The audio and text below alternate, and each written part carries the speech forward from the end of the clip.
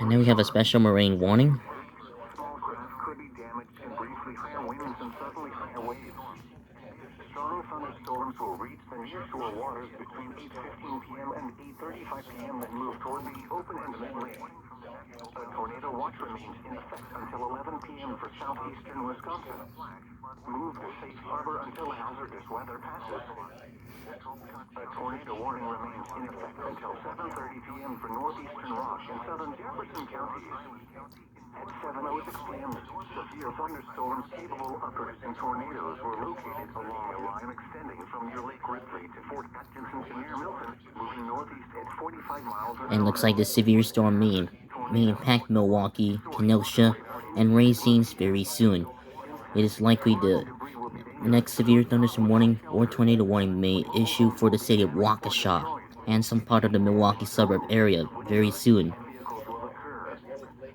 Damage is likely. Locations in Texas include Whitewater, Fort Atkinson, Jefferson, Lake